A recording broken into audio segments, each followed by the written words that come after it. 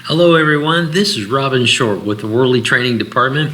Thank you for watching this video today. We've had a lot of questions regarding trees into structures, particularly roof damage, framing damage, wall damage. So we put together this training tape for you. I hope you find it interesting. We found that there's a lot of things that Xactimate will do for you as far as framing, so you don't have to figure everything out manually. So we're going to look at a few things, so here we go. First of all, have you ever drove up, found a house like this? Right, we've got a tree over the back slope. It has crushed the roof in this area, or perhaps you went to something like this big tree in the middle of a gable. How do we adjust that? How do we measure that? How do we know what we have? Or it gets worse and you see something like this and you're not even sure that you can adjust this. This looks pretty scary. So we'll show you a few things here in Xact that might help you. So I've created a roof here for us, just a simple gable roof with an extension.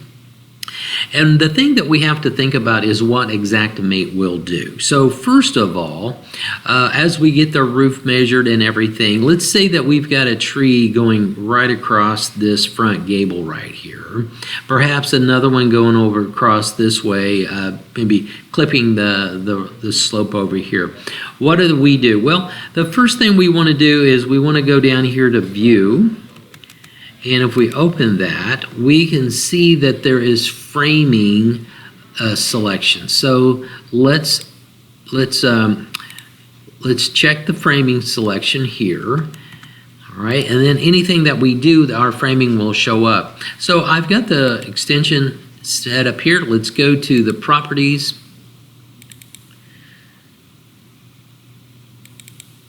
Here we go. Here's our properties, and we have this set up on an 8 pitch slope.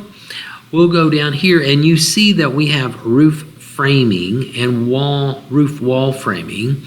Now the roof wall framing, just to show you, I'm going to select 3 for a dimensional view. This front of the gable, that's the roof wall. And if you want that framed as well, we have an option for that.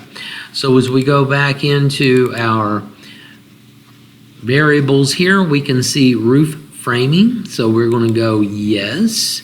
Drop down box comes on. Let's call it stick. And we already have that roof framed right there. The roof wall, let's say yes. We'll frame that as well. And now we have everything basically framed in that roof. If you look here on our 3D, we have it right here. It's all framed in, really nice.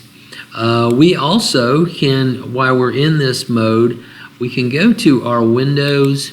We can select a window, if you will, if we say we have a window in this roof wall. I'm going to say, yeah, there's a round one there. I'm going to grab the round one. You notice it doesn't fit, but if we could put our cursor about right where the window starts and left click down and drag, we can put that right in there, and as you can see, it framed that window in there automatically. So now it's framed as well. Go back to plan view, hit our selector variables, coming back down here. We can also say, hey, this might be a truss system, so it changed it over to a truss system. We can say that truss system is 16 on center. It changes that. So it'll change any elevation here for you. So just a few things to take away here. Once you get into your roof, we have all kinds of options there that we can pull down. Going back to the stick. If it is a stick frame, you'll have more options to say, hey, do we have color ties? Yes, we do, and they are from the bottom. Or yes, we do, and they're from halfway. Again, going back to our 3D, you can see those color ties just drop right in there. Trying to show you the best view here. Right there they are. Those are the color ties. You can put them at the top, you can put them at the bottom, in the middle. So you can have those options. And again, if you're on a truss mode, going back to trust, you'll see these options kind of go away because that's not in a truss system, correct? All right, now let's say that only a part of this roof was damaged and we just need to frame a bit of it. I've got this set up at a 40, let's put us back in center here so you can see a little bit, pan down so you can see the dimensions. I've got this set up as 40. Let's say it's we need 10 feet of framing here. So I think one of the best ways to accomplish this is to, let's do the math. 10 from 40 is 30, so I'm going to change this to 30. I'm going to right click and just copy this roof now, and I'm going to paste it on the end here so we've got the same dimensions. I'm just going to butt that up real nice. I'm going to draw this in now to 30 feet, or 10 feet rather. So 10 feet with our 30 now makes 40. So now I can open this roof up, go to the properties, come back down here, see everything's the same, come back here to framing. Yep, we're going to do a truss system here. And yep, we're going to do the wall, roof wall, yep. And it's all done.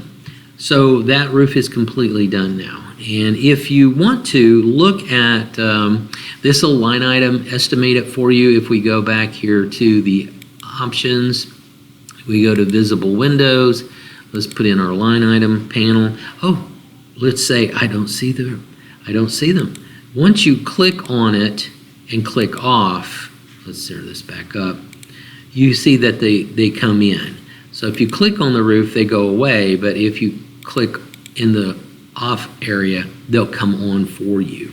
So you can see that you've estimated this properly. Again, if you don't see your framing, you'll want to go to the view window and just check the framing. Say they go off, you can come back, put them back on. There, we can show the framing here. And this way, we have framed the area of the roof that is damaged. I've got another little look here for you. Let's go to the main window. Center this up. I've put some elevations in here for you so that you can see this. Again, if we go to the framing area, and again, this is an elevation. This is actually a room. We've taken down the walls and we're actually looking at the floor.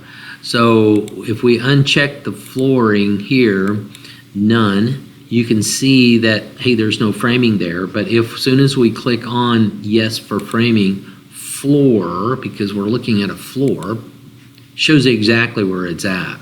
And then you can come in here, you could adjust your on center if you want, move it around here. I did the same thing here. Go into properties, kind of working backwards here, uncheck that, turn that off to none. Everything goes away. We turn them back on, and here we are. Now, I want you to notice something here too. If you'll see right here, we have frame around the holes. Remember, when we put a window in, door in, those are actually representing doors and windows, but it's actually a hole in the floor. So we would want to say yes on those. If we select no, you can see that the change in the framing does not allow for the openings, and so we would say yes, and then that just puts everything in perspective for you. Again, going to a 3D mode, you can kind of see more up close how that frames in those windows indoors with the wall studs there. So I hope that helps you, and I hope that as you're framing roofs and walls, it's just a matter of understanding what Exact will do for you and clicking the selections that you need. So no reason to really worry about if you get enough of the wall studs in, if you've got the framing right in the attic. Exact will do that for you. So, hey, have a great day. Be safe out there. Really appreciate all your hard work. If something comes up, you need some help with this, I'll put this video on the adjuster portal. You can go into it, look at it over and over and again. By the way, there's a lot of other good videos in the adjuster portal we've added to, so there's a lot of job aids helpful information on construction and a lot of tools that you can use by going into the adjuster portal, logging in and looking at the library for construction and or Xactimate. So thank you everyone for your time today. Have a good day. Thanks now.